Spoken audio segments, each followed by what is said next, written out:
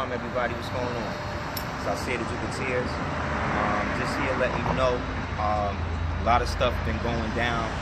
I just been kind of like in the wings, just watching, just kind of observing, because I've been doing so much like in the real world. It's kind of hard to like constantly go back in and do like take different videos and everything, because again, man, we're 50% physical, 50% non-physical. So you can't be spending more time in the virtual world than you spend in the real world. You know what I'm saying? But one of the things that's really going down is that all of the municipalities in the United States, they're all being audited by outside forces, meaning that all of the accounting that's done for the individual municipalities all across the United States, that's all being reworked and rewired, and is being overseen by foreign offshore companies. So what this means is that the so-called United States fiction that we've been talking about all these years is now being actively accounted by foreign entities. So because the foreign entities that are doing the accounting are basically going to be in charge of the distributing of the wealth, the redistribution of the wealth, this has now caused a lot of people within the so-called Brotherhood of Death, the Brotherhood of Eagles, they're banging on each other right now. Very, very hard. One of the main two is Nancy Pelosi, because she was just made a head of an organization that the vulgar people refer to as the Black Dragon Society. But they're now banging on what they call the White Dragon Society. So there's been a couple of coups d'etats that was attempted. There was an assassination attempt attempted the other day where this dude was going to shoot a rocket launcher into the White House. They're trying to use the government shutdown as a means to try to flip their clandestine energies. So this is the best time for people like us that are indigenous, that actually have connections to something else outside of the U.S., to get more involved in establishing the infrastructure for whatever organizations, communities, societies that's going to be. Because if you're dependent upon these people to satisfy your mode of living, you're dead. When I was coming up, they used to always say stuff like, oh, well, you need to get you a good government job because the government jobs is always secure, blah, blah, blah. Well, that's not happening no more. All of the security that y'all thought y'all had that was a part of this thing is done, because what's happening is they're about to establish the fire sale. Everything in the United States for sale right now. Everybody is up for grabs. Everything that you thought was solidified in the infrastructure is dead now. That's a wrap. So the only security that you're gonna have or be able to secure for yourself in this life, in this country, for the next, I would say, foreseeable future, is whatever you do to establish that. You cannot wait for nobody to do it for you. So this is the time when so-called indigenous peoples, when governments, when so-called grassroots, so-called black organizations, this is when y'all need to start working on your contingency plans.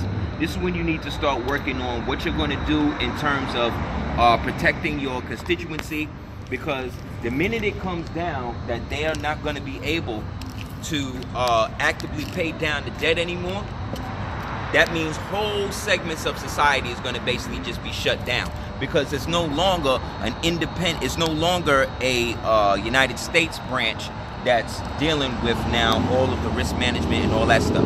That's not what's happening. One second.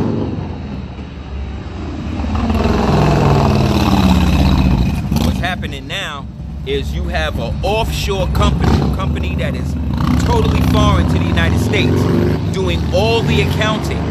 So all of the payouts that need to go down, all of the settlements, all of that is being handled by a company that's not even associated with the United States government.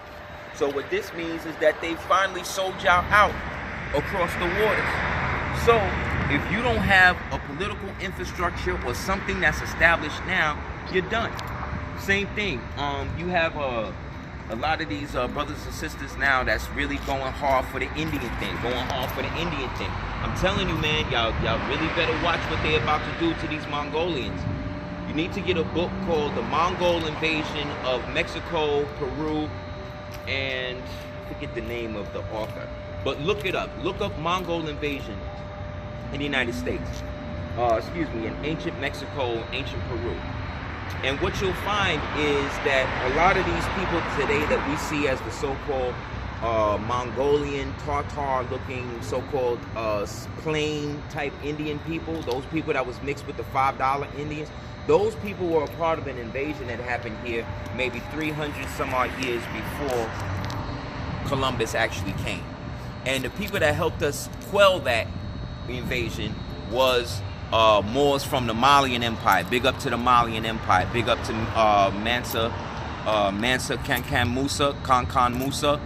Big up Abu Bakari the first, Abu Bakari the second. All of the Moors that they sent in that expedition in 1311 as well. Excuse me. There was one in the beginning of the 1300s. It was around, I would say towards the end, maybe between 1297, 1300. Then there was another expedition sent to find out what happened to those other brothers and sisters, where they went, that happened around 1311. Also, the oldest Christian church built in the United States is actually was actually established in the 3rd century BC, 3rd century AD by Moors of the Moroccan monastic brotherhood of what they now today call Northern Africa, or what we refer to as the Al-Maghreb Al-Aqsa. You can look it up. It's in a place called Cockaponsett in what they now call Massachusetts.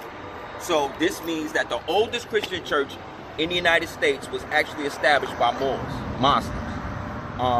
That also then means that we as Muslims are are the only ones that are functioning in our proper capacity, because we're not trying to annex ourselves to anybody else's culture. They want you to think that if you claim yourself to be a Moor or Moorish American, then that means all of the what they call now Autochthon or Aboriginal, which you shouldn't be using that word anyway, but whatever.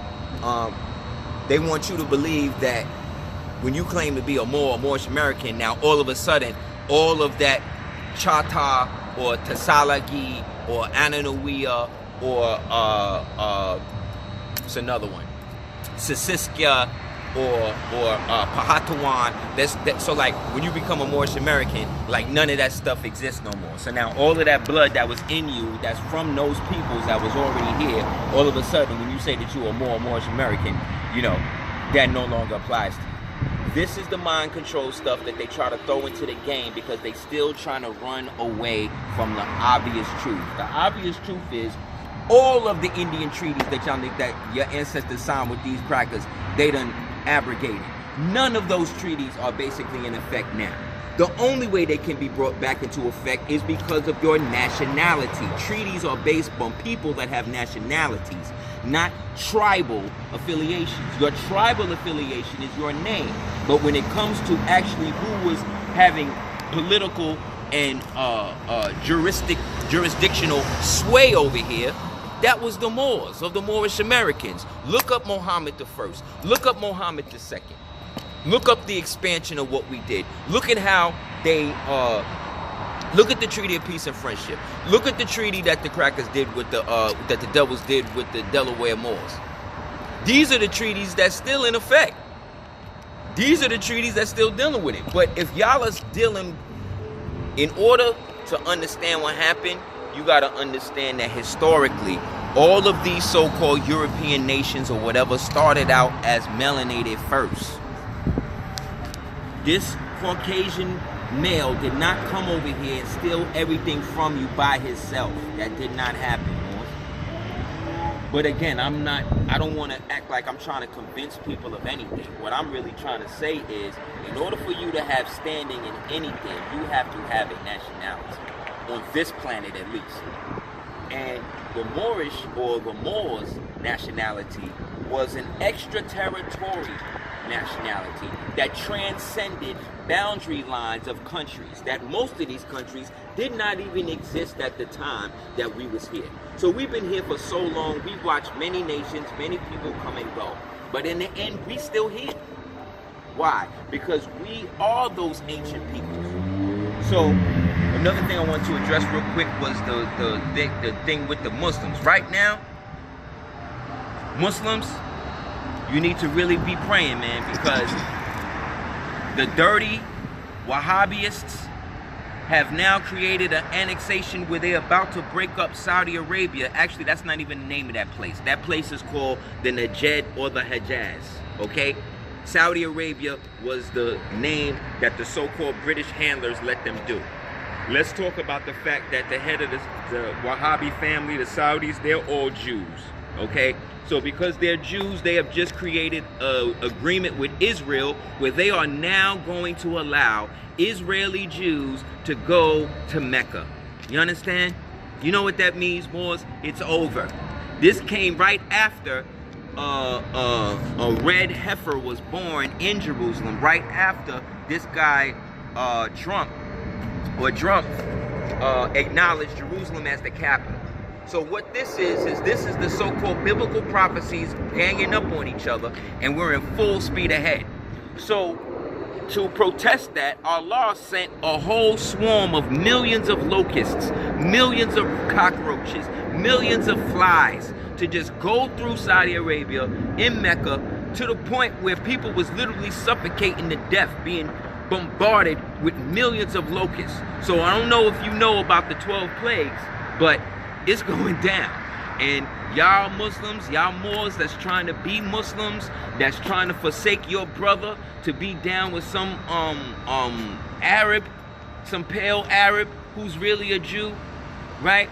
Somebody who is over there who is still in Saudi Arabia. They are still castrating young so-called black males and turning them into abid. Abid means slaves or eunuchs. They're doing this to this day. So as much as you talk about Libya, as much as you talk about that, let's talk about the fact that they are castrating young black males, so-called African males. Where is the African Union to come and bang on them for that? What about all of the people that are in situations like that right now? It's happening in Libya. The slave trade is up and running. It's happening in Saudi Arabia. They are caning. They are something else. There's another genocide going on. There's a genocide going on with the Moors in Papua New Guinea right now. There's another genocide going with the Moors, going against the Moors in it's another kind of, it's so much. They banging on us in so many different places. And that's because we have not reconsolidated our power base, because we trying to be like everybody else, B. Any of you Moors or you so-called Muslims that's out here, you going to the damn CVS to get Clairol, to dye your beards red and all of that, like, you're bugging. Y'all bugging.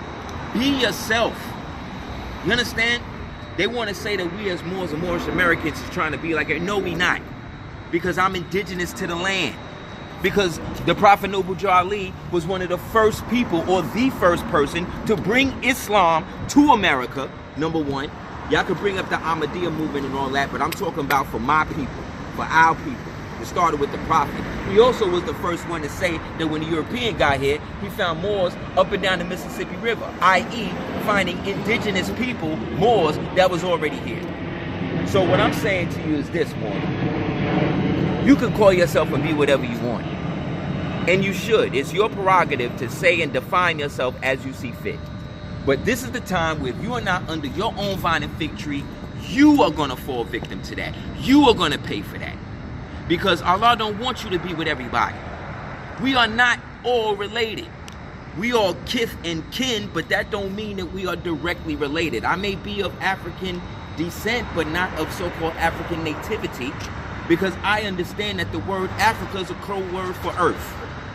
And me being Asiatic means that I'm recalling my ancient history back to when this whole planet was referred to as Asia, when it was all linked together over 50,000 years ago. And nobody can contest that. And any nigga that do want to contest that, I mean, the other day I was watching on one of these threads and how these Moors was trying to prove that the United States isn't a corporation. This is what I'm saying. Like, we be so ready to go and bang on each other about the wrong stuff that we wind up looking stupid. So now you got Moors that's trying to prove that the U.S. isn't a corporation, that it is a country, while at the same time, every state in the Union got a Dun and Bradstreet number. What are you niggas talking about? What are you talking about? If it's a country, how can the country's government be shut down? Doesn't work, man. So look, one of the things I wanted to do is show this. This is a great book. If you don't have it, you should get it. Big up to the Moors that created it. I said I would shout them out because they sent me some copies. Definitely get this, because this is the time when we need to start to relearn and re-educate ourselves as to how we originally communicated with one another. Okay? English is not enough anymore. Now, yes, that's a language like any other, and as Moors, we are also so-called English. We, every nationality that they done created, that's why we all got English names now. But that English name, in terms of being caught up with Britain, Britain comes from Brito, and Brito was also named Brutus, and Brutus was the Moor who went to so-called Albion, went to what we now call England, which they call Albion, to defeat the giant who the island was named after. And once he defeated him, they named the whole thing after him, because you named the place after you conquer it. So we as a people, Moorish Americans, we've been banging on this whole thing since 1492. We have. So whether you call yourself an Indian, a Kemite, an Egyptian, or this or that, I don't even care anymore, man. What I care about is our people reaching the great hereafter.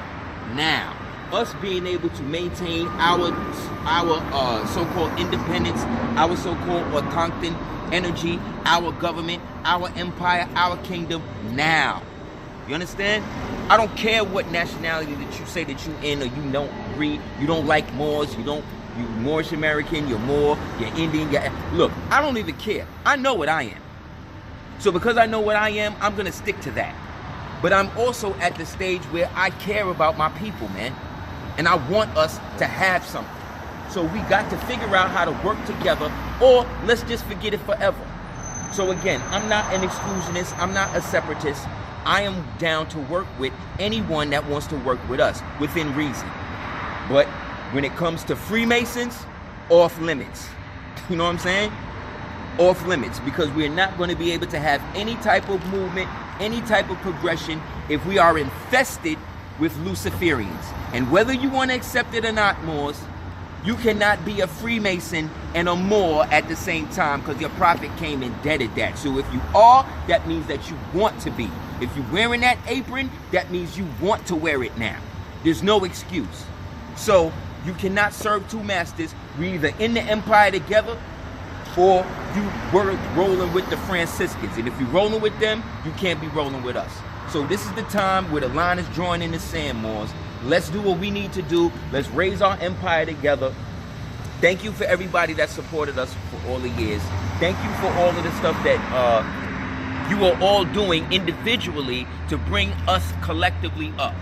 Anybody that's down with that, you have the full support of your brother, I say the Duke of Tears, my real name, Prince Charles Hill Rogers Hill. Peace.